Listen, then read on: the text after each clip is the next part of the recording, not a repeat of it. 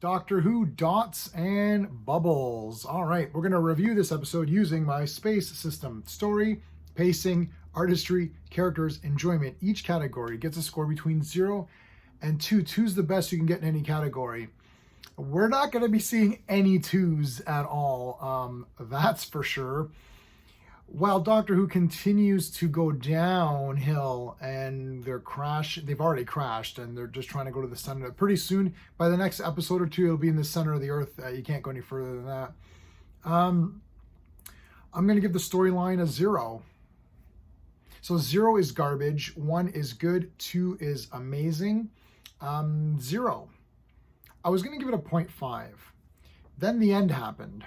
I was so excited that the Doctor didn't cry that I thought I'm going to give an extra point just because he didn't cry in this one. But then he does cry, so don't worry. He does cry at the end. The storyline, I don't even know what it is. There people are on a planet doing things, but they only look at this bubble that comes around. So it's like a dot that comes up. And they say bubble or whatever, and then this bubble comes, and then you live in this world and you talk to your little social media people. And they go to work for 2 hours a day and do stuff or something.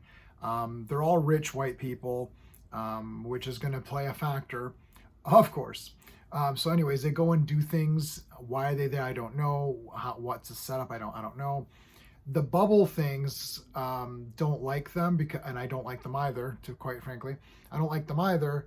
So the bubble things create these like slug creatures that eat them. How did they get created, or did they mutate them or something? And the slug creatures are eating people. I am not making this up. This is the story. They eat them in alphabetical order based on their last name.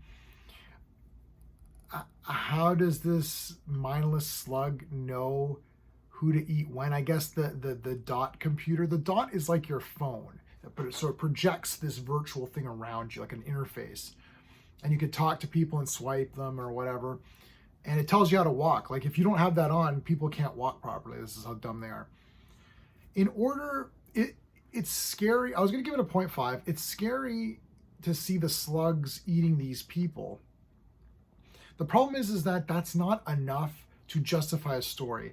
We need to understand the parameters of what's going on. So if you watch The Thing, John Carpenter's Thing, or even I guess the original Thing really, you know that these guys are in this location, they're in the Arctic, right? And they're trapped there, and then this thing is killing them off. And then in the new one, you don't know who the thing is. It's like it could be anything, right? It could be this dog or whatever, right? If you're talking about, let's say, Alien, first Alien film, even the second Alien film, different location. First Alien film, it's on the Nostromo ship. You can't go anywhere. Like you're stuck with this thing, right? So we need to understand as an audience, we need to understand what our sort of boundaries are. What is the layout of the story? Like what is going on, so that I understand, yeah, these guys can't just run away. Number 2, in order for, and the pacing is 0. So pacing is 0. In order to have something that does have an engaging story or pacing, and I don't know why I have to train these people, you need to either care about the characters that are involved, especially in a horror story. This is a monster picture or a monster episode where monsters are eating people. So either you care about the story and thought, oh, this is very interesting, right? Or you care about the people and you don't want to see them get eaten. Now, something like a Friday the 13th, and you can point out saying, well, you like the Terrifier movies or Friday the 13th or Nightmare on Elm Street. Right. And you don't necessarily care about all the characters in those movies, right? Friday the 13th, let's say you don't care about hardly anybody. Right. But you're watching those to see Jason or his mom or Freddy or Michael Myers or whoever. You're watching it to see how creative the kills are going to be, or the suspense building up to the death, and then how crazy is the death going to be. And then usually you have 1 or 2 characters that you kind of like, and then they survive or whatever, right? But this started off, and I'll get the characters momentarily. There's no suspense here because I don't understand what's happening. I don't understand the reason why. I don't understand how to escape. And that's usually okay for Doctor Who because usually the Doctor explains things. But it hurts the pacing here because I don't like anybody. I don't like any of these people. There was a character's name was Ricky September. I think he was like the social media guy. He was an interesting character. I'll get to characters in a moment. But I mean, he's not in it that much. The doctor, I guess, well, let me get to art. I'll save this for the characters. So the artistry, I'll give it a 1 for the artistry. I thought the slug creatures were really neat. They were definitely gross. A lot of tentacly things. They kind of like envelop you and then eat you. The world looked okay. I feel that if the world is filled with people that just wear these virtual helmet thingies and they're told, you know, turn left, turn right, walk straight, turn left, turn right, sit down, right? They're told what to do. There wouldn't be any structures that have anything to them. Like the structures would all just be completely plain gray brick or something.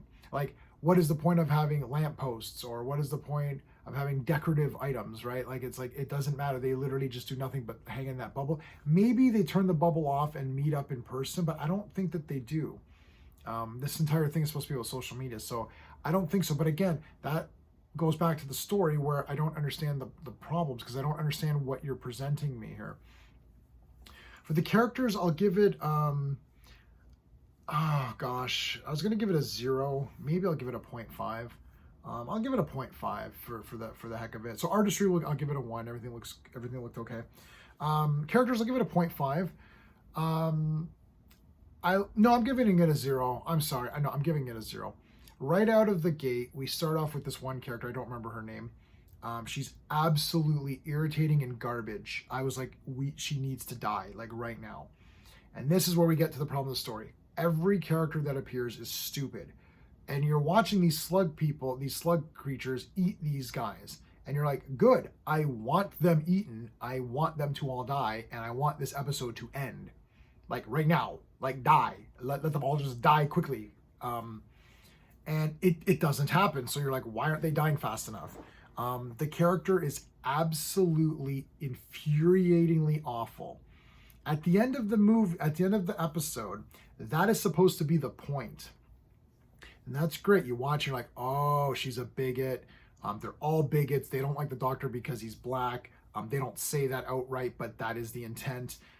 So they don't even want to be saved by him because of his skin color. And I guess there could be a race of humans somewhere that believes this or whatever. But the point is that I'm spending most of my time with characters I absolutely despise. This is before they said that they were bigots. Forget that they were. Let's say that they weren't.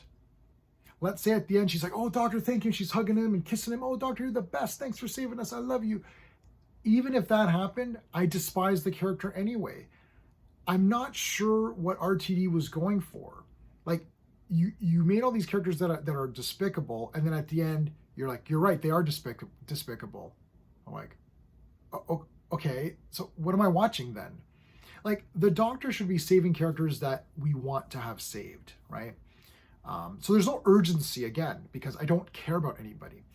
The doctor himself was actually fine throughout this entire episode until the very, very, very end, where he had his little tantrum and cried. And I'm like, really? Come on. Like, stop it.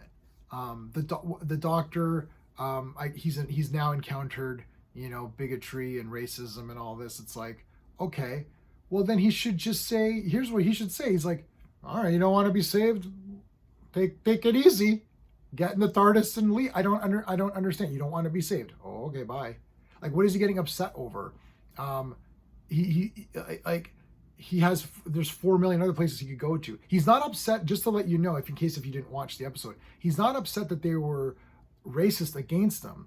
He's upset that prevented them from allowing him to save them. It's like, doctor, they don't want to be saved. Move on. That's it. Like, I don't understand.